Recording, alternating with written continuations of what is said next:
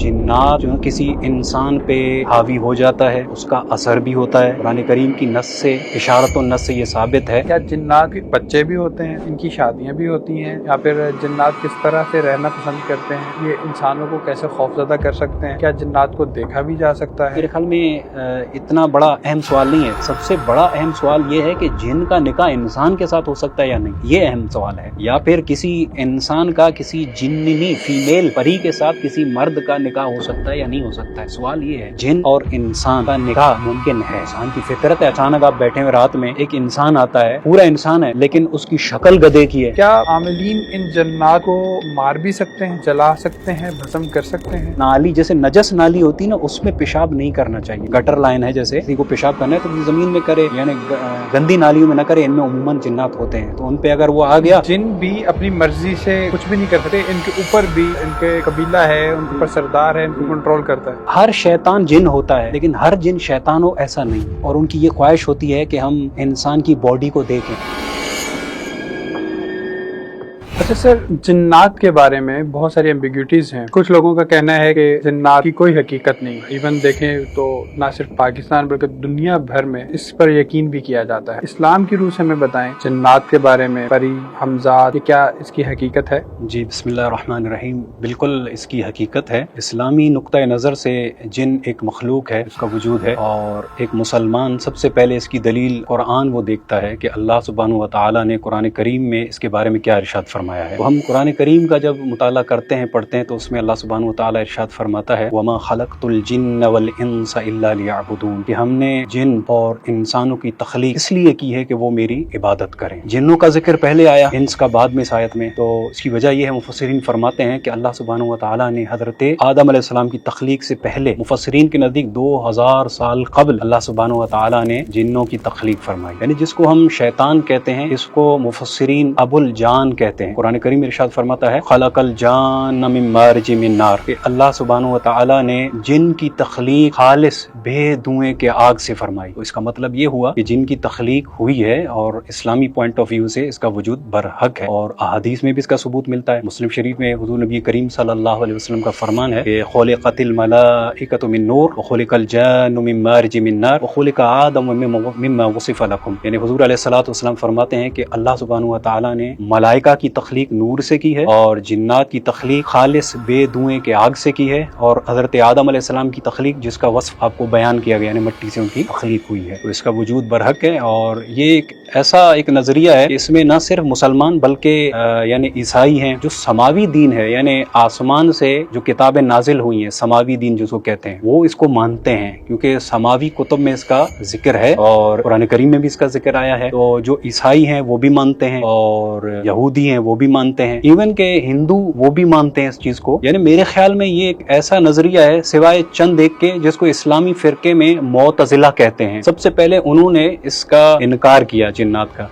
जिन्नात के साथ जो इंसानों का ताल्लुक है वो कितना गहरा है, और क्या ये एक दूसरे के लिए नुकसानदेह भी है? यानी इंसान जिन्नात को भी नुकसान पहुंचा सकते हैं या जिन्नात इंसानों को भी नुकसान पहुंचा सकते हैं? जी हाँ, इसमें यह है कि अव्वल तो यह है ताल्लुक, क्योंकि इंसान की तख्लीक वो जिस पर्पस के लिए है, वो जिन्नात की तख्लीक उससे मिलती जुलती है। यानी असल अल्लाह सुब्हानहू व तआला ने अपनी इबादत के लिए उनकी तख्लीक की है। जैसे फरिश्ते हैं, फरिश्ते उनकी तख्लीक है, इंसान की तख्लीक है और जिन्नों की तख्लीक है। ताल्लुक इतना नहीं है जैसे एक इंसान का इंसान से ताल्लुक होता है, रहन सहन, उठना बैठना, रिश्तेदारी वगैरह। ऐसा नहीं है कि जिन्नात का हमसे इस तरीके का ताल्लुक हो, यानी वो हमसे मिलें जुलें बातचीत करें, ऐसा ताल्लुक नहीं है। लेकिन ये है कि उसका साइड इफेक्ट यूं होता है कि कभी कभार जिन्नात जो किसी इंसान पे हावी हो जाता है, उसका असर भी होता है। कुरान करीम की नस से, इशारत और नस से ये साबित है, यानी वो इंसान को नुकसान पहुंचा सकते हैं और ये साबित है, पहुंचाया भी है, लिहाजा इससे इनकार मुमकिन नहीं है। और रहा इंसान का इनको नुकसान पहुंचाना, असल में इंसान पहुंचाएगा कैसे? जब तक वो चीज उसको नजर नहीं आएगी तो वो कैसे उसको नुकसान पहुंचाएगा? यानी नामुमकिन एक चीज हमें नजर ही नहीं आती, हम कैसे उसको नुकसान पहुंचा सके? हाँ, जो आमिलीन होते हैं, जो किसी तरीके से अगर किसी इल्म के जरिए से किसी जिन को काबू कर लेते हैं, तस्खीर कर लेते हैं, तो वो कुछ न कुछ नुकसान पहुंचा सकते हैं, यानी ये मुमकिन है। लेकिन जिन का इंसान को नुकसान पहुंचाना ये साबित है और मुमकिन है और हुआ है और होता है। आजकल एक बड़ा कॉन्सेप्ट है कि अगर कोई बच्चा या बड़ा थोड़ा تھوڑا سا نارمل ہے یا پھر وہ ایسی کنڈیشن تیار کر لیتا ہے جو عام نہیں ہوتی. ٹھیک ہے. اس میں آپ یہ کہہ سکتے ہیں کہ بالکل سائیکوپیتھ ٹائپ بھی ہو سکتا ہے. تو ہمارے یہاں یہ کانسیپٹ یہ ہے کہ اس پر جنات ہیں، سایہ ہے. ہمیں یہ کلیئر کر دیں کہ کیا سایہ ہوتا ہے یا یہ واقعی باتیں بنی ہوئی ہیں. اس میں دیکھیں دو پہلو ہیں. ایک تو آپ نے سوال یہ کیا کہ آیا سایہ ہوتا ہے یا نہیں ہوتا ہے. لیکن سایہ تو اس کا وجود قرآن کریم سے ہم ثابت کر سکتے ہیں. وہ یوں کہ سورہ بقرہ میں اللہ سبحانہ و تعالیٰ نے ارشاد فرمایا ہے کہ الذین یأکلون الربا لا یقومون الا کما یقوم الذی یتخبطہ الشیطان من المس. اس کو اشارۃ النس ہم کہتے ہیں. مثلا آپ مجھ سے مخاطب ہیں، آپ مجھے دیکھ رہے ہیں، لیکن میرے سامنے آپ کو یہ کتابیں بھی نظر آ رہی ہیں. مقصد آپ کا مجھے دیکھنا ہے، کتابوں کا دیکھنا نہیں ہے، لیکن آپ کو یہ کتابیں بھی نظر آ رہی ہیں. تو اس آیت کریمہ میں اللہ سبحانہ و تعالیٰ نے ایک نقطہ ارشاد فرمایا، اس کو نوٹ کریں آپ. یعنی سود کی مذمت اللہ سبحانہ و تعالیٰ نے قرآن کریم میں بیان فرمایا. اب کیا ہے کہ اہل عرب کو سمجھانا تھا یعنی سود والے کا حشر کیسے ہوتا ہے. تو ایک مثال سے ان کو اللہ سبحانہ و تعالیٰ نے یہ بات سمجھائی. اگر وہ بات درست نہیں ہوتی تو اللہ سبحانہ و تعالیٰ یہ مثال ہرگز بیان نہ فرماتا. یعنی اللہ رب العالمین یہ مثال ارشاد فرما رہا ہے قرآن کریم میں سمجھانے کے لیے ان اہل کفر کو یا پھر اہل اسلام کو، سب کے لیے وہ آیت تھی کہ سود خور کی حالت کیا ہوتی ہے. کہ جب وہ بندہ اپنی قبر سے اٹھتا ہے، یعنی روز حشر قبر سے اٹھتا ہے، تو اس کی حالت یہ ہوتی ہے یتخبطہ الشیطان من المس. اللہ سبحانہ و تعالیٰ مثال ارشاد فرمائی اپنے محبوب کو، صحابہ کو، دیگر لوگوں کو کہ سود خور کی مثال ایسی ہوتی ہے کہ وہ اپنی قبر سے اٹھتا ہے ایسا جیسے کسی کو شیطان نے مخبوط الحواس کر دیا ہو. یعنی شیطان نے جس پر اپنا اثر چھوڑا ہو تو اس کی حالت کیسی ہوتی ہے. وہ لڑکھڑا کے، یعنی سیدھا کھڑا نہیں ہو سکتا ہے، وہ لڑکھڑا کے کبھی اس طرف گر رہا ہے، کبھی اس طرف گر رہا ہے. تو اس آیت کریمہ میں بتایا گیا ہے کہ سود خور کی حالت یہ ہوگی جیسے کسی شخص کو جن نے، کسی اثرات نے، کسی شیطان نے پکڑ کے مخبوط الحواس کیا ہو تو اس کی کیفیت یہ ہوگی. کیونکہ یہ سمجھتے تھے اہل عرب، دیکھتے تھے ہاں واقعی جنات پکڑتا ہے تو اس کی کیفیت یہ ہوتی ہے. اس وجہ سے اللہ سبحانہ و تعالیٰ نے ان کو اس مثال سے سمجھایا کہ بھئی یہ تم تو سمجھتے ہو نا کہ جب شیطان کسی انسان پہ اثر ڈال دیتا ہے، داخل ہوتا ہے تو اس کی حالت کیا ہوتی ہے. تو سیم یہی حالت یعنی قیامت کے دن جب قبروں سے اٹھیں گے تو سود خور کی حالت یہ ہوگی، لہذا آپ اس سے بچیں. اس سے اشارۃ النس سے یہ معلوم، مفسرین نے لکھا ہے کہ یہ برحق ہے. اگر ایسا نہ ہوتا کہ شیطان کا اثر نہیں ہوتا تو اللہ سبحانہ و تعالیٰ یہ مثال ارشاد نہ فرماتا. تو اس سے معلوم ہوتا ہے کہ یہ چیز تو برحق ہے، یعنی اثر ممکن ہے. لیکن دوسرا پہلو یہ ہے کہ یہ ایک اگر ہم پرسنٹیج میں نکالتے ہیں تو یہ کوئی قطعی اور لازمی اور ضروری نہیں ہے کہ بچہ اگر کوئی تنگ کر رہا ہے یا تھوڑا سا ایب نارمل ہو رہا ہے تو یہ جن کا ہی معاملہ ہے. ایسا نہیں ہے. بہت ساری بیماریاں ہوتی ہیں، یعنی نفسیاتی مسائل بھی ہوتے ہیں، کچھ سوشل ایشوز بھی ہوتے ہیں. اس کی وجہ سے یعنی بچے بھی سمجھدار ہیں اور بڑے تو کچھ اپنے ایشو کی وجہ سے اس طرح کے وہ ناٹک کر لیتے ہیں.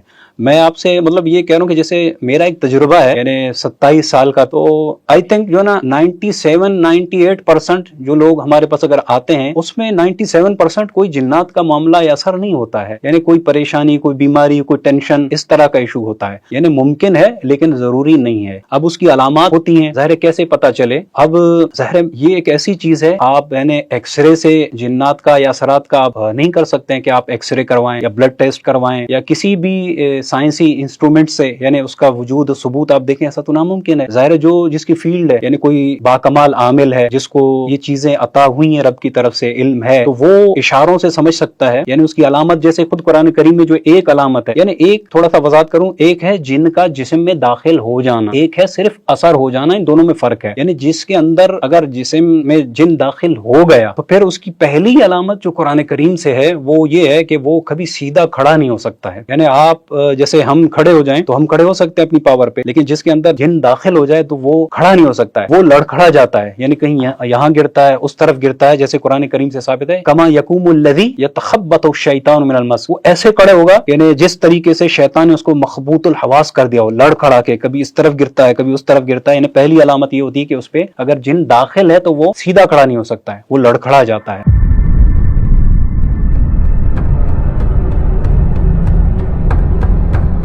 اور دوسری علامت یہ ہے کہ اس کی آنکھیں یعنی روٹین سے وہ بڑھ جاتی ہیں. جیسے ہماری آنکھ کی روٹین ہے کھلی ہوئی ہے بات کر رہے ہیں, وہ ایک کھل جاتی ہے آنکھیں روٹین سے زیادہ. تو اس کا مطلب یہ ہوتا ہے کہ اس پر جو ہے نا جن کا یعنی دخول ہو چکا ہے یعنی. لیکن اب یہ ضروری نہیں ہے, کیونکہ اگر کوئی شخص جان بوجھ کے اس طرح کر لے کسی پریشانی میں سوشل ایشو کی وجہ سے, یعنی خود کو لڑکڑا کے ادھر گرا دے یا آنکھوں کو کھول دے, عام بندہ تو یہی سمجھتا ہے کہ اس پر جن ہے. لیکن جو اس چیز کے ماہرین ہوتے ہیں وہ اپنے روحانی علم کے ذریعے وہ سمجھ سکتے ہیں کہ واقعی اس پہ جن ہے یا نہیں ہے, ورنہ عام بندہ فیصلہ نہیں کر پاتا ہے.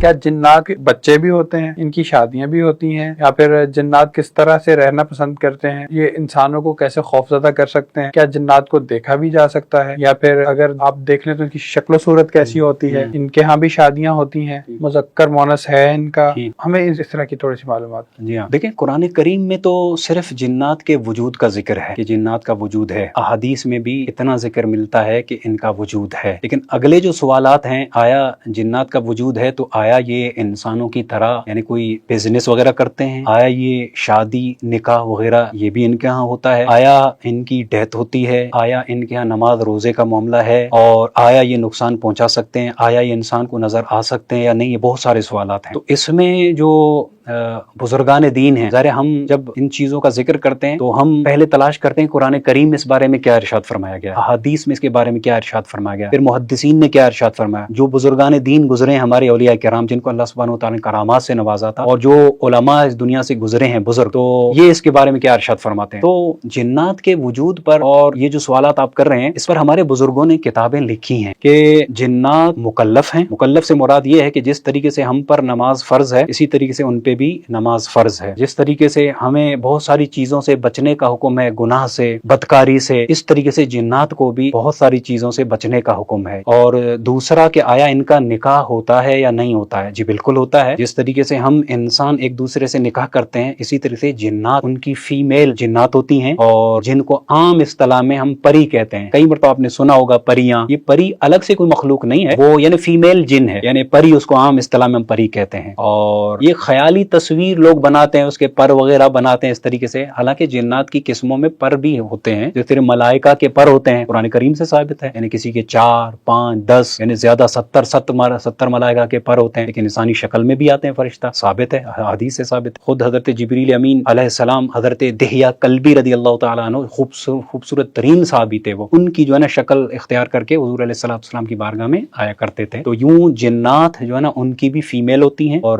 ان میں فرقے بھی ہوتے ہیں, یعنی مسلمان بھی ہوتے ہیں اور کفار بھی ہوتے ہیں. جس طریقے سے ہم مسلمانوں میں فرقے ہیں اسی طریقے سے ان میں بھی فرقے ہوتے ہیں, اور پھر ان کا آپس میں نکاح بھی ہوتا ہے, ان کے بچے ہوتے ہیں, توالد تناسل سب ہوتا ہے. بلکہ فقہاء نے ساری بحث کی ہے. سوال یہ ہے کہ جن سے جن کا نکاح, یہ تو میرے خیال میں اتنا بڑا اہم سوال نہیں ہے. سب سے بڑا اہم سوال یہ ہے کہ جن کا نکاح انسان کے ساتھ ہو سکتا ہے یا نہیں, یہ اہم سوال ہے. یا پھر کسی انسان کا کسی جننی فیمیل پری کے ساتھ کسی مرد کا نکاح ہو سکتا ہے یا نہیں ہو سکتا ہے, سوال یہ ہے. یعنی جنات کا تو آپس میں نکاح ہے, ثابت ہے. اور مفسرین یہ فرماتے ہیں کہ جس طریقے سے انسانوں میں حضرت آدم علیہ السلام کو اللہ سبحانہ و تعالی نے اس دنیا کے لیے پہلا انسان تخلیق کیا, حضرت آدم علیہ السلام کو, پورا ایک چیپٹر ہے, ہمارا موضوع اس طرف نہیں ہے. ان سے پہلے اللہ سبحانہ و تعالی نے جن کو پیدا کیا تھا. مفسرین نے فرمایا, امام سیوطی نے تفسیر جلالین میں بھی ہے کہ 2000 سال قبل یعنی جنات کی تخلیق ہوئی تھی. خلق الجان من مارج النار, جان کی تخلیق میں مفسرین فرماتے ہیں ہوا ابو الجان, یعنی اس سے مراد کیا ہے, اس سے مراد ابو الجن ہے. جیسے ابو البشر حضرت آدم علیہ السلام کو کہتے ہیں, اسی طریقے سے ابو الجان جو ہے نا ابلیس کو کہتے ہیں, جو شیطان ہے. یعنی سب سے پہلے اللہ سبحانہ و تعالی نے ابلیس کو پیدا کیا, یعنی جنوں کا باب ہے یہ, یعنی اصل ہے جن. اللہ سبحانہ و تعالی نے ان کی تخلیق فرمائی جن کی. پھر اس میں اختلاف ہوا کہ آیا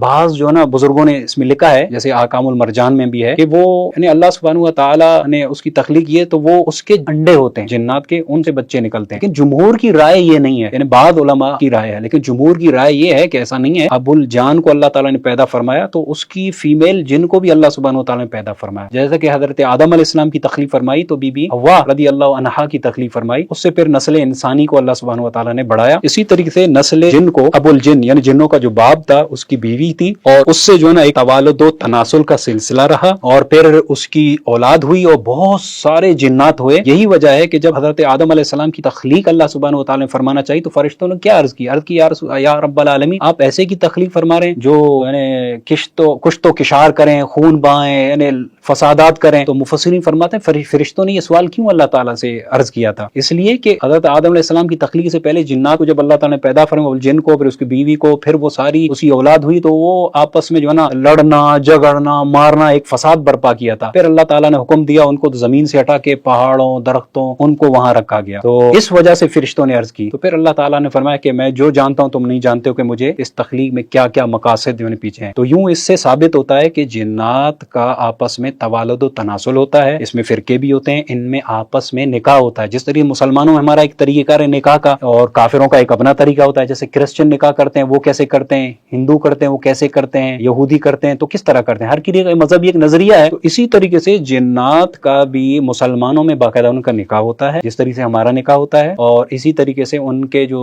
غیر مسلم جنات ہیں ان کے مذہب کے مطابق جس طرح نکاح ہوتا ہے ان کا نکاح ہوتا ہے، اور ان کے بچے بھی ہوتے ہیں. رہا ان کو دیکھنا، یہ تو احکام المرجان میں بھی ہے کہ ابو الجان نے یعنی پہلی ریکویسٹ کی تھی کہ جنوں نے اللہ سبحانہ و تعالیٰ سے کہ ہمیں کوئی دیکھے نہیں. تو یہ ان کی تخلیق کے وقت یہ خصوصیت جنوں کو یہ دی گئی ہے کہ من حیث لا ترونہم. قرآن کریم نے ہمیں بندوں سے ارشاد فرمایا من حیث لا ترونہم، وہ تمہیں دیکھ سکتے ہیں ایسی جگہ سے، من حیث لا ترونہم، لیکن تم ان کو دیکھ نہیں سکتے ہو. یعنی ہم جنات کو دیکھ نہیں سکتے لیکن جن ہمیں دیکھ سکتے ہیں. آیا دیکھ ہم نہیں سکتے ہیں تو آیا یہ خود کو دکھا سکتے ہیں یا نہیں دکھا سکتے ہیں؟ ہاں یہ ممکن ہے کہ جن، کیونکہ جن وہ مخلوق ہے یتشکل بأی شکل، یعنی اس کو اللہ نے قدرت دی ہے کہ وہ جس شکل کو چاہے اختیار کر سکتا ہے.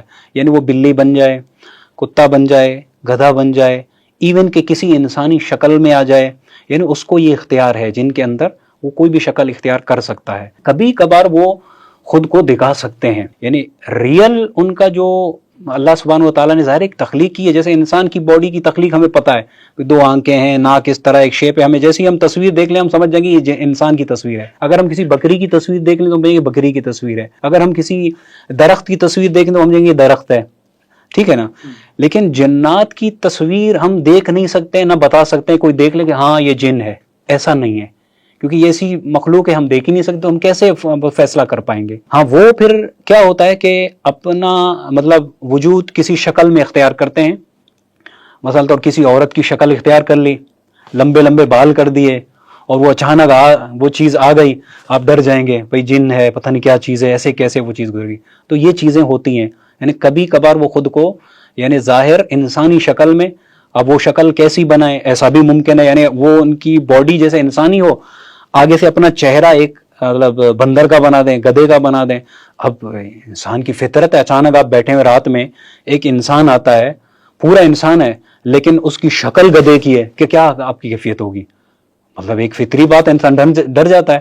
تو اس طریقے سے وہ ڈراتے ہیں. یعنی ممکن ہے اور بہت کم ہے، لیکن یہ ایسا نہیں ہے کہ ہر دفعہ وہ ڈرانا شروع کریں، ایسا نہیں ہوتا ہے. لیکن ریئل ان کی جو تخلیق ہے، جو جینین اللہ سبحانہ و تعالیٰ نے ان کی جو تخلیق کی ہے جس چیز کے ساتھ، وہ صرف انبیاء کرام یعنی نبی وہ اس چیز کو ریئل دیکھ سکتے ہیں. یا پھر اللہ سبحانہ و تعالیٰ کے کامل بندے جیسے ان کو ہم اولیاء کرام کہتے ہیں، اللہ تعالیٰ کی عطا سے وہ ممکن ہے اپنی کرامت سے دیکھ سکتے ہیں. لیکن عام بندہ، ہم جیسے لوگ عامل وغیرہ ریئل شکل میں جن کو نہیں دیکھ سکتے. جو ان کو کنٹرول کر لیتے ہیں وہ بھی نہیں دیکھ سکتے؟ نہیں، دیکھ نہیں سکتے ہیں. کنٹرول کا دیکھیں طریقہ یہ ہے کہ اگر آپ دیکھ لیں کہ اس میں بھی اختلاف ہے. حضرت سلیمان علیہ السلام نے یہ دعا کی ہے اللہ سبحانہ و تعالیٰ سے، ایسی دعا کی ہے کہ یہ جنات، ہوا اور پرندے اللہ سبحانہ و تعالیٰ یہ میری آپ سلطنت میں دے دیں. یعنی ان چیزوں کی مجھے طاقت دے دیں، یعنی معجزہ دے دیں. یہی وجہ ہے کہ نبی کریم علیہ الصلوۃ والسلام حدیث میں موجود ہے، سرکار دو عالم صلی اللہ علیہ وسلم نماز ادا فرما رہے تھے تو اچانک شیطان آیا، کوئی جن شیطانی. تو آقا کریم صلی اللہ علیہ وسلم نے اس کو پکڑا اور پھر تھوڑی دیر کے بعد چھوڑ دیا. اور پھر جب صحابہ کرام آئے تو حضور علیہ الصلوۃ والسلام نے یہ بتایا کہ میرے پاس شیطان آیا تھا جن، تو میں نے اس کو پکڑا اور پکڑ کے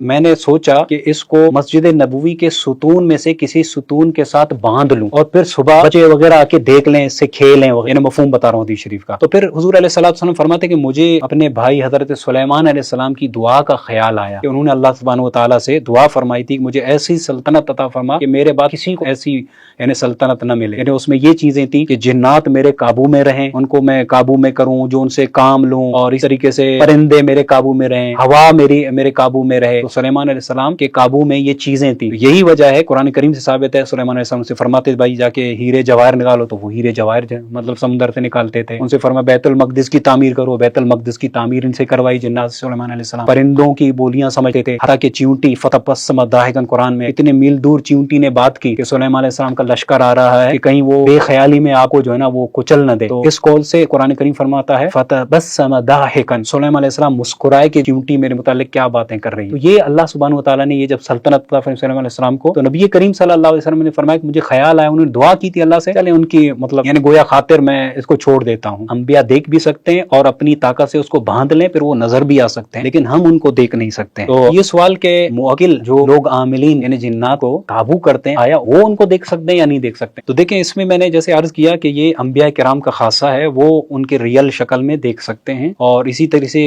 اولیاء کاملین یعنی کرامت سے ان کو دیکھ سکتے ہیں, لیکن عاملین ہیں جو عام عامل ہیں وہ ان کو دیکھ نہیں سکتے ہیں. اس صورت میں یعنی ہاں بات چیت ان سے ہو سکتی ہے ایک لمیٹڈ, وہ اس طرح ان کو قابو بھی نہیں کر سکتے ہیں جیسے کہ حضرت سلیمان علیہ السلام نے قابو کیا تھا, کیونکہ وہ مخصوص اللہ سبحانہ وتعالیٰ نے ان کو یہ طاقت عطا فرمائی, یعنی مکمل اس کو قابو کر کے ہر چیز جو ہے نا آپ نکلوائیں, سمندر سے جو ہے نا ہیرے جواہرات بھی نکلوائیں, اور یوں اگر ہو تو اسٹیٹ بینک خالی کریں, ورنہ یہ جتنے جو عاملین ہیں یہ بیچارے تو کیا کرتے ہیں مجھے اور آپ کو بلاتے ہیں بھائی 10,000 دو 5,000 دو, جنات نکالیں گے یہ کریں گے. اگر ان کے پاس اتنی پاور ہوتی اور اتنا قابو یہ کر لیتے تو ان کو ہم سے کوئی 2-4 ہزار لینے کی ضرورت نہیں ہے. وہ پاکستان میں اگر ہوتے تو ہمارا اسٹیٹ بینک خالی ہوتا, جیولرز کی دکانیں خالی ہو جاتی, غیر ملک میں ہوتے ڈالر جو ہے نا شارٹ ہو جاتا. ایسا نہیں ہے, معمولی سا یہ ہے کہ عاملین ہوتے ہیں ایک تعاون لیتے ہیں, ایک مدد لیتے ہیں تھوڑی سی بس. اول سوال یہ ہے کہ جواب پہلا تو یہ آ گیا کہ یہ دیکھ نہیں سکتے ہیں. ہاں اگر کسی انسانی شکل میں آ کے وہ پیش کریں خود کو تو پھر دیکھ سکتے ہیں, اور دوسرا ان سے لمیٹڈ ایک بات وہ بھی سچ اور جھوٹ سن سکتے ہیں, اس کے علاوہ کچھ نہیں ہوتا ہے زیادہ مکمل. اب سوال یہ ہے کہ یہ کیا کیا کروا سکتے ہیں ان سے جنات. بعض اصل میں مانتے اس لیے کہ یار اگر جن ہے تو یہ عامل بابا جو ہے نا کیوں اسٹیٹ بینک خالی نہیں کرواتے ہیں, کیوں مطلب وہ سونا وغیرہ گھروں سے نہیں اٹھواتے ہیں, ہم سے 2-2 ہزار لیتے ہیں, تو یہ جھوٹ ہے, سب کچھ بھی نہیں ہے. بات اصل میں سمجھنے کی ہے کہ جیسے سمپل مثال لے لیں, ہم اس ملک میں رہتے ہیں, ایک انسان ہے کسی بھی ملک میں آپ رہیں اس کے لا کو فالو کرتے ہیں. جیسے پاکستان میں ہے, اگر کوئی انسان چوری کرے, عموماً تو چوری نہیں کرتا, ڈر تو ہے لیکن چوری اگرچہ ہوتی ہے, لیکن اگر پولیس والا سامنے ہو, رینجرز والا سامنے کھڑا ہو گنوں کے ساتھ, تو کوئی انسان چور ڈکیت وغیرہ چوری کر سکتا ہے؟ ہرگز نہیں کر سکتا. وہ پتا ہے بھائی میں اگر چوری کر لی تو میرا حال کیا ہوگا, تو یوں ڈر ہوتا ہے. سیم جنات میں یہی چیز ہے, یعنی جنوں کے اوپر جو ہے نا جنوں کا ایک قبیلہ ہوتا ہے, جیسے میں نے آپ کو بتایا کفار بھی ہوتے ہیں مسلمان بھی ہوتے ہیں. اگر یعنی ہم اس ملک میں رہتے ہیں مسلمان, مطلب ہمارے گارڈ ہوتے ہیں اسٹیٹ بینک میں یا دکانوں میں اور آپ تو چوری نہیں کر سکتے نا, جیسی چوری کرنے جائیں تو گارڈ کیا کرے گا, مار دے گا. سیم اسی طرح سے جنات ہوتے ہیں, ان کی ڈیوٹیاں ہوتی ہیں, اللہ تعالیٰ کی یہ مخلوق ہے. یعنی اگر کوئی جن اسٹیٹ بینک اگر چوری کرنا چاہے یا کسی جیولر کی دکان میں جانا چاہے تو ان جنوں کے اوپر جنات ہوتے ہیں, وہ ان کو مارتے ہیں, سزا دیتے ہیں, باقاعدہ عدالت ہوتی ہے ان کی, قتل کیے جاتے ہیں. یہ اس طریقے سے تھوڑی ہے کہ جو چاہیں خالی کریں, ایسا نہیں. یعنی جن بھی اپنی مرضی سے کچھ بھی نہیں کر سکتے, ان کے اوپر بھی ان کے قبیلہ ہے, ان کا سردار ہے, ان کو کنٹرول کرتا ہے. مطلب سزا جزا کا ان کے پاس بھی نظام ہے, عدل کا بھی نظام ہے. بالکل ایسا نہیں ہے کہ جن کسی بھی عالم کے کہنے پر کوئی بھی قدم اٹھائے, اس سے بھی کنٹرول کیا جا سکتا ہے. اچھا جی, ہم ایک بات کر رہے تھے, سوال دوبارہ ریپیٹ کریں گے کہ جنات کیا انسانوں کے ساتھ نکاح کر سکتے ہیں؟ اگر نکاح نہیں کر سکتے تو کیا ویسے تعلق رکھ سکتے ہیں جسمانی؟ اسی طرح کیا مرد انسان جنات کے ساتھ تعلق رکھ سکتا ہے؟ اس کے بارے میں تھوڑا ڈیٹیل سے. جی ہاں, اس حوالے سے اگر براہ راست ہمیں قرآن و حدیث سے تو اس طرح کی دلیل نہیں ملتی ہے براہ راست, لیکن چونکہ جو قرآن و حدیث کو سمجھنے والے فقہاء ہیں, محدثین ہیں, جو قرآن کے نصوص و احادیث کو, تجربات کو, اولیاء کرام سے ان کا تعلق تھا, جو اولیاء کرام ظاہر ان چیزوں کو دیکھتے ہیں سمجھتے ہیں, انہوں نے جیسے کتابیں لکھی ہیں, جیسے میں نے آپ کو بتایا امام جلال الدین سیوطی رحمۃ اللہ علیہ نے پوری کتاب لکھی ہے, اور اسی طریقے سے امام بدر الدین شبلی علیہ الرحمہ نے کتاب لکھی ہے, تو اس میں پوری بحث کی ہے کہ جن اور انسان کا نکاح ممکن ہے. اب اس میں 3 مذاہب ہیں, جیسے شوافے ہیں, حنبلی ہیں, مالکی ہیں, حنفی ہیں. یعنی فقہ کے جیسے شوافے, حنابلہ اور مالکی, ان کے نزدیک جن اور انسان کا نکاح جائز ہے. لیکن ہم احناف کے نزدیک, ہم حنفی ہیں, امام ابو حنیفہ رضی اللہ تعالیٰ عنہ, ان کے نزدیک فقہی مسئلہ یہ ہے کہ جن اور انسان کا نکاح جائز نہیں ہے. اگرچہ اس میں اختلاف ہے ہمارے فقہا کا بھی کہ جن اور انسان کا نکاح ممکن ہے, لیکن مسئلہ یہ ہے کہ جن اور انسان کا نکاح, اول تو پہلا سوال یہ ہے کہ وہ تو خود کو دکھا نہیں سکتے, کس سے نکاح کریں, پہلی بات تو یہ ہے. اور اگر وہ کسی انسانی شکل میں آ جائے, مثال طور کوئی جننی ہے, فیمیل ہے, وہ عورت کا روپ اختیار کرے اور وہ آ جائے اور ثابت بھی ہو جائے کہ بھائی یہ واقعی جن ہے, یہ ثابت کون کرے گا؟ پہلی بات تو یہ ہے. پھر یعنی وہ فقہا کہتے ہیں کہ جائز ہے, کیونکہ وہ اسی حقیقت بدل گئی ہے, وہ جن کی کیفیت سے ہٹ کر وہ انسان کی شکل میں وہ جننی آ چکی ہے, یعنی فیمیل جن, لہٰذا اس کا نکاح مرد کے ساتھ جائز ہے, یعنی نکاح کر سکتے ہیں. لیکن مسئلہ یہ ہوتا ہے کہ ہمارے یہاں تو بڑا مسئلہ ہے کہ جن سے اگر نکاح کرتے ہیں تو کیا ثبوت ہے؟ پتا چلا کہ شوہر آ جائے اور بیوی غائب ہو گئی، اڑ گئی، چلی گئی، اور اس طریقے سے توالد و تناسل، آیا اس سے جو ہے نا بچے کا معاملہ ہو سکتا ہے یا نہیں ہو سکتا ہے؟ یہ بھی مسئلہ ہے کہ عمل ٹھہر سکتا ہے یا نہیں ٹھہر سکتا ہے۔ تو بعض فقہا کہتے ہیں کہ بھائی ممکن ہے، عمل بھی ٹھہر سکتا ہے، لیکن جمہور کی رائے یہ ہے کہ نکاح کے لیے جنس ہونا شرط ہے، یعنی جیسے جنس انسان ہے، عورت ہے تو انسان، مرد بھی ہے انسان، جنس ایک ہے، جنس انسان ہے، لہٰذا ایک ہی جنس آپس میں نکاح کر سکتے ہیں، غیر جنس کا نکاح نہیں ہو سکتا ہے۔ انسان کا جن کے ساتھ نکاح ہم احناف کے نزدیک جائز نہیں ہے کیونکہ جنس الگ ہے، لہٰذا یہ شرعن جو ہے نا ہمارے نزدیک یہ جائز نہیں ہے۔ اچھا، اگر نکاح نہیں ہو سکتا ہے تو آیا جیسے یہ ریلیشن ہوتا ہے، جیسے آپس میں تعلق کا معاملہ ہے، ایک سمجھانے کے لیے جسے نکاح کیا جاتا ہے، اس کے بعد جو میاں بیوی کا ریلیشن ہوتا ہے، کہ آیا اس طرح کا ممکن ہے کہ جن خدا نخواستہ کسی خاتون کے ساتھ اس طرح کا ریلیشن رکھے، ایسا ممکن ہے یا نہیں؟ اس میں جی ممکن ہے، تعلق رکھ سکتا ہے۔ اسی طریقے سے جنات میں کوئی کروڑوں میں، کوئی لاکھوں میں کوئی ایسا کیس ہو جاتا ہے، کوئی جن کسی خاتون کے ساتھ اس طریقے کی غلط حرکت وہ کر لیتا ہے، لیکن جو ہے نا پھر اس کو سزا بھی ملتی ہے، کہ قبیلے ہوتے ہیں، جنات ہوتے ہیں، اس کو سزا دیتے ہیں، یعنی اس کا ریشو بہت ہی کم ہے، اور جس کے ساتھ ہو وہ اپنی کیفیت بتا سکتا ہے، ورنہ میں اور آپ نہیں سمجھ سکتے۔ ایسا ہوا ہے اور کئی ایسے معاملات ہمارے پاس آئے ہیں اور ان کا ہم نے علاج کیا ہے، چونکہ جن ہمیں دیکھ سکتے ہیں نا، ہم جنوں کو دیکھ نہیں سکتے، تو اس طریقے سے اگر وہ میل جن ہو، اس کو کوئی خاتون نظر آ گئی اور اس کو پسند آ گئی، تو باقاعدہ وہ اس سے محبت اور عشق کرتا ہے، حتیٰ کہ ایسا بھی ہوتا ہے کہ اس کو جو نا چیزیں لا کر بھی دیتا ہے۔ اسی وجہ سے ہمارے امام احمد رضا خان فاضل بریلوی علیہ رحمہ، ان سے سوال ہوا کہ اگر کسی خاتون کو جن کوئی چیز دے کر جائے تو کیا کرے؟ تو فرمایا کہ یہ کھلا رشوت ہے اور اس کا لینا حرام ہے، یعنی اگر مالک کا پتہ ہے تو مالک کو دے دیا جائے، اگر نہیں پتہ ہے تو صدقہ کیا جائے، اس کا لینا حرام ہے۔ امام سیوطی علیہ رحمہ نے ذکر کیا ایک حدیث شریف امام بہقی کے حوالے سے، ایک صحابی رسول بدری صحابی، تو ان کی بیٹی وہ فرماتی ہے کہ میں اپنے گھر میں سو رہی تھی، یعنی لیٹی ہوئی تھی، بستر پہ لیٹی ہوئی تھی، تو اچانک میں نے دیکھا کہ چھت سے جیسے کوئی چیز آتی ہے کالی، اور اس کی شکل جیسے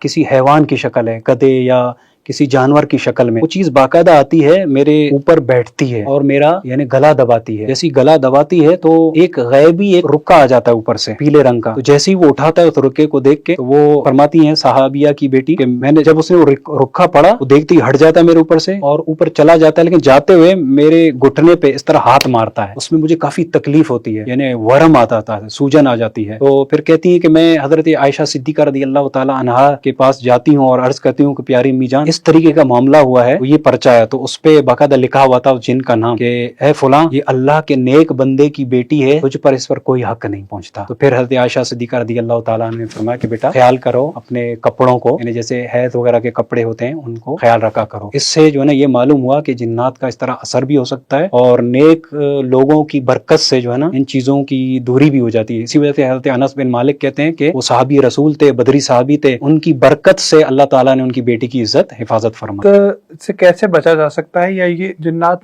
کیسے رجوع کرتے ہیں انسانوں کی طرف؟ کیا وجہ ہوتی ہے کہ جنات، یا پھر ایسا ہے کہ ہم انسان ان کو تنگ کرتے ہیں؟ جو یہ اس پہ تھوڑا سا، ہاں، اس پہ باقاعدہ پوری تحقیق کی ہے امام بدر الدین شبلی علیہ رحمہ نے، اور امام جلال الدین سیوطی نے، ہمارا بھی تجربہ رہا ہے۔ اس میں لکھا ہے کہ جنات کے تنگ کرنے کے مطلب کچھ معاملات ہوتے ہیں، کچھ وجوہات ہیں عموماً، کیونکہ چونکہ یہ ہمیں یہ مخلوق نظر نہیں آتی۔ اب یہ ایسی ہوتی ہے، مثال طور یعنی فرض کریں ہمارے اسٹوڈیو میں یہاں پہ جنات ہیں، اگر غلطی سے ہمارا پیر لگ گیا کسی کو تو اس کو یہ تکلیف ہوگی کہ بھئی اس کا پیر کیوں لگا ہے۔ بسا اوقات اس کو غصہ آ جاتا ہے، کبھی شہوت کی وجہ سے کوئی لڑکی اس کو پسند آ گئی، اور کبھی عشق سے بھی ہوتا ہے۔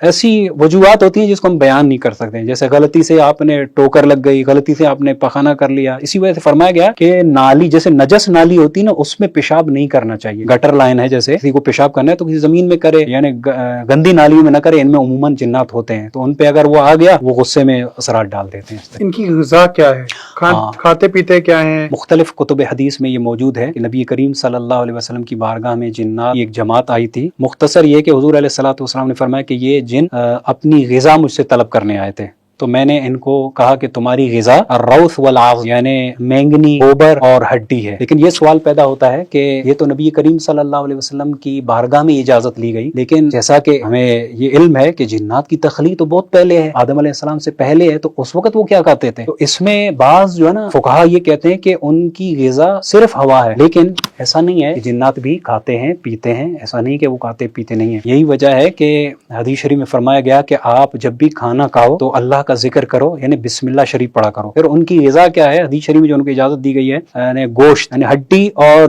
گوبر۔ تو ہڈی جیسی وہ حدیث شریف میں فرمایا گیا کہ جیسی ان کے ہاتھ میں آتی ہے وہ ہڈی، تو اس کے لیے وہ گوشت بن جاتا ہے، اس کو وہ کھا لیتے ہیں۔ تو اس سے یہ ثابت ہوتا ہے کہ جب جنوں کو تخلیق اللہ سبحانہ وتعالی نے فرمایا تھا، اس وقت اللہ سبحانہ وتعالی نے ان کی غذا کا کوئی انتظام تو فرمایا ہوگا۔ اس بارے میں صحیح قول تو نہیں ہے، لیکن یہ کہ جیسے اس حدیث شریف سے ثابت ہے کہ ہڈی ان کی خوراک ہے، تو اس سے پہلے بھی جیسے جانور ہوتے تھے یا کوئی سی چیز ہوتی تھی، اس کی ہڈی وہ گوشت بن کے وہ کھاتے تھے۔ ان کے جانور جیسے جنات کے بھی جانور ہوتے ہیں، یہ بھی فرمایا گیا حدیث شریف میں، تو ان کے جانوروں کے لیے یہ جو مینگنی ہے، اس کے جانوروں کے ہاتھ میں وہ چیز آتی ہے، تو وہ پھل یا گھاس یا کوئی بھی چیز بنتی ہے، وہ اس کے جو وہ ہیں جانور جنات کے، وہ کھا لیتے ہیں۔ اچھا جی، کیا یہ ان کی موت کا ذکر کیا ہم نے؟ ان کی بھی موت ہوتی ہے؟ جی ہاں بالکل، جنات مرتے ہیں جہنم میں، تو کنفرم جو کفار ہوں گے، نافرمان جنات ہوں گے، یہ تو نص سے یعنی قرآن سے ثابت ہے کہ جہنم میں وہ جائیں گے۔ اس میں خلاف ہے کہ جنات جنت میں جاتے ہیں یا جائیں گے یا نہیں، یہ بڑا یعنی مارکۃ الآراء اختلاف ہے اس میں۔ بعض یہ کہتے ہیں کہ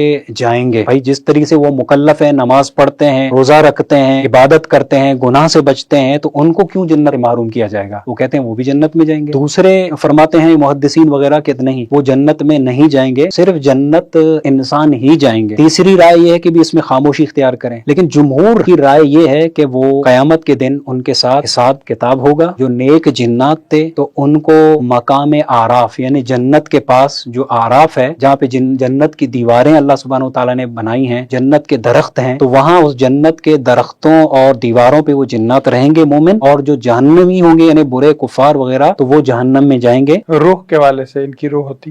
جی ہاں بالکل، جیسے انسان کی روح ہے اسی طریقے سے جنات کے اندر بھی روح ہے، اسی طرح فرشتوں کے اندر بھی روح ہے، اس کی کیفیت الگ ہے، اور ان کی روح باقاعدہ قبض ہوتی ہے۔ اور جیسے امام جلال الدین سیوطی علیہ رحمہ نے لکھا ہے کہ جیسے انسانوں کی روح حضرت ملک الموت علیہ السلام قبض کرتے ہیں، اور جنوں کی روح جو ہے کوئی اور فرشتہ قبض کرتا ہے، اور اس طرح فرشتوں کی روح قیامت کے قریب یعنی قبض ہو جائے گی۔ جنات انسانوں کو کیا فائدہ پہنچا سکتے ہیں؟ اب یہ کہ موکلین جو ہوتے ہیں، جو عامل ہوتے ہیں، وہ اپنے موکل جنات سے کیا فائدہ لیتے ہیں یا ان سے کیا فائدہ لیا جا سکتا ہے؟ دیکھیں اس میں فائدہ معاونت صرف لیا جا سکتا ہے، اس سے آپ تو جن کو کنٹرول کریں، میرے گھر کی تعمیر کریں، یہ تو ناممکن ہے۔ ہاں فائدہ یہ ہوتا ہے کہ جو عامل ہوتے ہیں یعنی جو سفلی وغیرہ کرتے ہیں، وہ کیا کرتے ہیں، اگر جن اس کے قابو میں مثال طور آ گیا تو اس کے ذریعے سے وہ سفلی کا یعنی سحر کا عمل کروا سکتے ہیں، یعنی کسی کے گھر میں کوئی خون کا قطرہ ڈلوا دیا، ڈرا دیا، یا کسی کے گھر میں کوئی آگ جلا دی، یعنی عموماً ان سے غلط کام ہی لیا جاتا ہے، کیونکہ اس کو تسخیر کرنے کے لیے بھی دو عمل ہوتے ہیں، ایک علوی ہوتا ہے، ایک سفلی ہوتا ہے۔ بھئی جو عاملین ہوتے ہیں جن کو تسخیر کرنے کے لیے اول تو یہ دیکھا جاتا ہے اس کا تسخیر کرنا جائز ہے یا جائز نہیں ہے۔ سوال یہ ہے جنات کو، کیونکہ وہ تو اس لیے تخلیق نہیں کہ ہم اس کو تسخیر کریں، وہ تو عاملین کچھ کرتے ہیں، اس میں دو طریقے سے کرتے ہیں، ایک تو یعنی کچھ وظائف اور چلے کے ذریعے سے ایسا عمل پڑھتے ہیں تو جن جو ہے نا زیادہ سے زیادہ اس کے تعاون کے لیے آتا ہے، لیکن اس میں یہ ہے کہ عمل علوی ہو، یعنی ایسی قرآن کی آیت ہو، یا پھر حالانکہ قرآن اس لیے نہیں ہے، لوگ پھر اعتراض کریں گے کہ بھئی قرآن تو آیا ہے ہدایت کی رہنمائی کے لیے، اس لیے تھوڑی آیا کہ آپ جن کو قابو کریں یا وہ کریں، اس طریقے کریں، ایسا قرآن کا مقصد یہ نہیں ہے۔ لیکن کچھ ایسے وظائف، ایسے عملیات ہوتے ہیں جس میں کفری الفاظ نہیں ہوتے ہیں، جس کے پڑھنے سے جن جو ہے نا وہ موکل، وہ مانوس ہو جاتا ہے، مسخر ہو جاتا ہے، پھر آپ زیادہ سے زیادہ اس سے تھوڑا سا تعاون لے سکتے ہیں، لیکن اتنا نہیں کہ آپ اپنا گھر بنائیں، بلکہ بعض اوقات آپ کو خود وہ مار دیتے ہیں، یعنی آپ وہ تنگ آ جاتے ہیں، خود آپ کو مار دیتے ہیں۔ تو یہ کیا کرتے ہیں جنات، یعنی کسی اگر قابو میں ہوں، یعنی وہ عامل کیا کرتا ہے کہ بھئی یہ میرے پاس آیا ہے بندہ، تو اگر جن اس کے مسخر تسخیر میں ہے، تو کیونکہ ہر انسان کے ساتھ ایک شیطان ہوتا ہے، کرین جس کو حمزاد آپ کہتے ہیں، کرین جب میرے ساتھ ہے تو اس کو تو میرا پتہ ہے نا کہ بھئی میں ذوالقرنین صاحب کہاں رہتے ہیں، ابھی گھر میں وہ کیا کر رہے تھے، وہ شیاطین اس سے صرف اتنا پتہ کرتا ہے، اس کے بارے میں بتاؤ کیا کر کے آیا ہے، وہ بتا دے گا بھئی نکلنے سے پہلے تو یہ پی رہا تھا، کہا رہا تھا پہلے، یعنی حمزاد جو ہمیشہ ساتھ رہتا ہے وہ آپ کے بارے میں تھوڑی سی انفارمیشن دے سکتا ہے، لیکن ضروری نہیں ہے کہ آپ کو کھلا دے، یا پھر کوئی مسخر شیطان جن اس نے تسخیر کیا ہوا ہے اس کو پہلے بھیجا کہ ذوالقرنین صاحب کے گھر میں جاؤ اور دیکھو وہ کیا کر رہا تھا، کیا کیا گھر میں کتنے افراد ہیں، اس کے نام کیا کیا ہیں۔ اب جب وہ جن آتا ہے اور بتاتا ہے بھئی اس کے گھر میں وائف ہے تو بچے ہیں، اس کا نام یہ ہے، وہ عامل بتاتا ہے بھئی آپ کے بچے کا یہ نام ہے، آپ بولیں گے میری تو پہلی ملاقات ہے، بچے کا نام، وہ 99% तो ऐसा नहीं होता, बसा औकात कोई सख्त बड़ा आमिल हो तो उसको ये शयातीन थोड़ा सा बताते हैं, उसमें अक्सर झूठ भी होता है। अब 10 में से अगर 2 बातें मैंने आपकी जो है ना गुज़िश्ता की सच बता दी तो आप बोलेंगे बहुत बड़े आमिल। क्या आमिलीन इन जन्नात को मार भी सकते हैं, जला सकते हैं, भस्म कर सकते हैं? जी ये मुमकिन या है। फिर इनसे कोई बात मनवा सकते हैं? नहीं, मुमकिन है, लेकिन सवाल ये पैदा होता है कि आप किस हैसियत से उसको आप सजा दे रहे हैं। सवाल तो ये होता है ना कि अगर आप जिन को सजा दे रहे हैं या जला रहे हैं तो इसने कितना बड़ा जुर्म किया है, आया इसने किसी को कत्ल किया है या कोई कुफर किया है जो इसको आप सजा दे रहे हैं, तो वो शरीयत तो लागू होगी ना कि आप किसी मखलूक को, आप किसी यानी कुत्ते को भी जो है ना इस तरह बगैर उसके वजह के कहते नहीं मारना चाहिए ना। तो आमिल को किसने इख्तियार दिया है कि वो जिन को जो है ना मारे या तकलीफ दे, लेकिन अगर वो किसी पे जुल्म कर रहा है, किसी की बच्ची पे जो है ना नाजायज हरकत कर रहा है या फिर किसी को मार दिया, कत्ल कर दिया, सबब हकीकी तो अल्लाह है, अल्लाह सुब्हानहू व तआला की मर्जी नहीं होगी तो कुछ भी नहीं कर सकता है। तो लेकिन अगर उसने कुछ जुर्म किया है तो जुर्म के अंदाजे के मुताबिक कोई आमिल अगर वाकई जबरदस्त हो तो वो सजा उसको दे सकता है, लेकिन ये है कि उसको जला सकता है, उसको कत्ल कर सकता है, इसके लिए तो बहुत बड़ी ताकत चाहिए, जुर्म की कैफियत, फिर उसके बाद वो जजा और सजा इनके अपने कबीले उनके यहाँ फैसला होता है। हाँ, ज्यादा से ज्यादा उसको तकलीफ, भाई हम आपको यानी जन डरता है, यानी उसको कोई दरवेश फकीर अल्लाह वाला हो कि भाई देखो आपने अगर ऐसा नहीं किया तो फिर हम आपकी फैमिली, आपके बच्चे को भी हम कैद भी कर सकते हैं, उसको सजा भी दे सकते हैं। जिन्नात की पहुंच है, यानी आसमानों तक ये जाते हैं और फरिश्ते जो गुफ्तगू करते हैं, इसका तो हदीस में जिक्र है, यानी फरिश्ते मुस्तकबिल के बारे में आपस में गुफ्तगू करते हैं। अल्लाह सुब्हानहू व तआला की तरफ से पैगाम आता है फरिश्तों तक, यानी इस मुल्क में जैसे ये होना है या फलां बंदे के साथ कुछ ये होना है, तो फिर ये जिन्नात क्या करते हैं, यानी वहां जाते हैं, कुछ उछकने की कोशिश करते हैं। हुजूर नबी करीम सल्लल्लाहु अलैहि वसल्लम की आमद से पहले तो ये बिल्कुल था, यानी जिन्नात जाते थे और आते थे, आमिलों को बताते थे ये हुआ, ताकि मुस्तकबिल की खबरें बताते थे, आमिल बताते थे वहां अहले अरब में ये होना है वो होना है, लोग बड़ा मुतासिर होते थे कि भाई ये तो बड़ा पहुंचा हुआ है, ये तो सब सारी गैब की खबरें बता रहा है। हालांकि जिन्नात को खबरें नहीं है, वो सुनते थे, 10 खबरें होती थी, उसमें से एक सुनते थे, सच्ची बताते, 10 झूठ मिलाते थे, एक भी सच्ची होती थी। तो लेकिन हुजूर नबी करीम सल्लल्लाहु अलैहि वसल्लम की आमद के बाद ये सिलसिला इनके लिए तकरीबन बंद किया गया। इंसानों में सबसे ज्यादा जो कॉन्फ्लिक्ट है, तनाजा है, वो या औरत पे होता है या जमीन पे होता है। हाँ, ठीक है जी। इसी तरह जिन्नात के आपस में तनाजात किस चीज पे हो सकते हैं? हाँ, बिल्कुल ये चीजें भी हैं। जैसे हदीस शरीफ में नबी करीम सल्लल्लाहु अलैहि वसल्लम हजरत अब्दुल्लाह बिन मसूद रज़ियल्लाहु ताला अन्हु को उनको कहा कि आप दायरा खींचे, यहाँ बैठे और मुझे ज़रा बात करनी है। तो वो बैठे, फिर हुजूर अलैहिस्सलातु वस्सलाम गए तो कुछ आवाज़ें ऊपर नीचे होने लगी। तो हज़रत अब्दुल्लाह बिन मसूद रज़ियल्लाहु ताला परेशान हो गए, पता नहीं क्या हुआ, रसूल पाक सल्लल्लाहु अलैहि वसल्लम, क्योंकि फरमाया था हुजूर ने कि मुझे जिन्नों को पास जाना है, तो वो थोड़े परेशान हो गए। तो फिर जब हुजूर तशरीफ लाए सल्लल्लाहु अलैहि वसल्लम, हज़रत अब्दुल्लाह बिन मसूद रज़ियल्लाहु ताला अन्हु की, या रसूलल्लाह सल्लल्लाहु अलैहि वसल्लम मैं डर गया था, कुछ आवाज़ें ऊपर नीचे हो रही थी, शोर जैसे महसूस मैंने किया। तो हुजूर अलैहिस्सलातु वस्सलाम फरमाया कि हाँ, असल में वो मेरे पास एक मुकद्दमा लेकर आए थे, आपस का कोई कत्ल वगैरह का मामला था, उनका मुकद्दमा लेकर आए थे।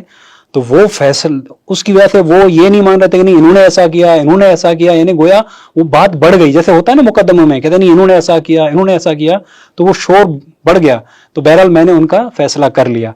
तो उनके यहाँ भी ये चीज़ें होती हैं, जैसे कत्ल करना एक दूसरे को, ये बिल्कुल है, कत्ल करते हैं, उनके जो ना जो बड़े होते हैं वो फैसला करते हैं, जो मतलब वो होता है मुजरिम, उसको सज़ा दी जाती है। इसी तरीके से जब ये मुसलमानों या कुफार किसी भी इंसानी औरत के साथ ये जब इस तरह के मामलात कर सकते हैं, आशिक होते हैं, तो ये अपनी जो जिन्नियाँ हैं, फीमेल हैं, उन पे भी आशिक होते हैं, इनके साथ भी यही फड्डे फसाद होते हैं। ज़ाहिर है अगर कोई मुसलमान जिन है वो किसी गैर मुस्लिम लड़की पे आशिक होता है, यानी तो ज़ाहिर है अब शरई मसला आ जाएगा, फिर उनके कबीलों में बात जाएगी, इस्लाम का मामला आएगा, आपस में उनके वो यानी गैर मुस्लिम होंगे, हम शादी नहीं करेंगे, तो आपस में इख्तिलाफात इनके यहाँ भी होते हैं। जानवर इनको देख सकते हैं, जानवर अक्सर हमारे यहाँ कॉन्सेप्ट है कि कुत्ता जो होता देख है सकता है, वो जिन्नात को देख लेता है, उसके ज्यादा भौंकने की वजह भी ये होती है कि उसे इस नजर तरह आ के रहा मामलात होते हैं। क्योंकि हदीस शरीफ में बताया गया ना कि जब वो गैब की आवाज़ इंसान और जिन के अलावा जानवर वगैरह सुन सकते हैं, तो जिन को बदरजा वाला जानवर देख सकते हैं। तो यही वजह है कि जब हदीस शरीफ में हुक्म है कि जब गधे की आवाज़ आती है तो हुक्म है कि ना औज़ु बिल्लाहि मिनश शैतानिर रजीम आप पढ़ें, यानी क्योंकि वो जब शैतान को देखता है तो फिर ये ज़ोर से आवाज़ें अपनी निकालता है। तो ये जिन्नात यानी जानवर को नजर आते हैं। इंसान की भी बहुत सारी सिफात हैं, ठीक है, इस तरह के जिन्नात की भी कोई सिफात हैं, इनकी अक़साम है? जी हाँ, बिल्कुल। एक तो है, अव्वल तो अक़साम, देखिए जिन इंसान की तो कोई किस्म नहीं है ना, एक ही इंसान है जी। हाँ, दीगर ममालिक के एतबार से उसकी शक्लें मुख्तलिफ हैं, लेकिन है वो इंसान। लेकिन जिन्नात की बाकायदा अक़साम हैं, यानी कोई किस्म वो होती है जो बाकायदा सांप और कुत्ते और इस तरीके जानवरों की शक्ल में वो होती है, यानी उनकी तख्लीक ऐसी होती है कि वो होते जिन है लेकिन वो इस किस्म में होती है वो। और एक किस्म वो होती है जो बाकायदा यानी उड़ना उसका काम है, उड़ के इधर जाना उधर जाना, इस तरीके से एक किस्म वो होती है, हवा में उसके वो है। और एक किस्म वो होती है जो उमूमन वो सफ़र करते हैं, यानी बाकायदा ज़मीन पे चल के मुंतकिल होना, इधर उधर जाना। तो 3 किस्में तो हदीस शरीफ में बताई गई हैं। तो इनकी अक़साम हैं। और फिर जो ज़ाहिर मुकल्लफ़ हैं वो, यानी जो कुत्ते और बिल्ली की शक्ल से हट कर हैं, जो बाकायदा जो मुकल्लफ़ हैं जिन पे नमाज रोज़ा वग़ैरह है, इबादत करते हैं, तो उनमें जो है ना फिर अक़साम हैं।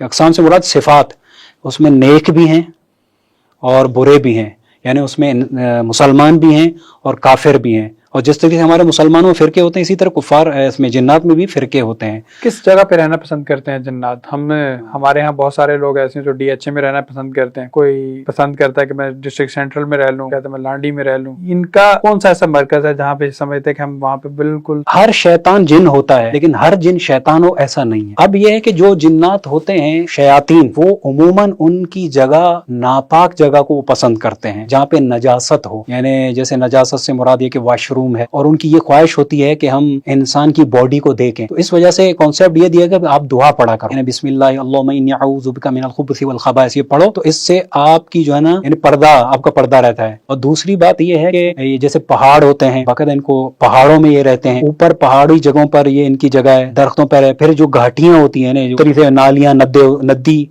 वो कुफार उन जगहों को पसंद करते हैं, उनको जगह दी गई है बाकायदा। यानी हुजूर नबी करीम सल्लल्लाहु अलैहि वसल्लम हदीस से ये साबित है कि उनको आयत अर्ज करने के लिए तो हुजूर अलैहिस्सलातु वस्सलाम ने मुसलमान जिन्हों को आप पहाड़ों के ऊपर रहें, यानी पहाड़ों के दरमियानी हिस्से में, ऐसे सवाल किए तो किसी ने हमसे कभी किए नहीं है।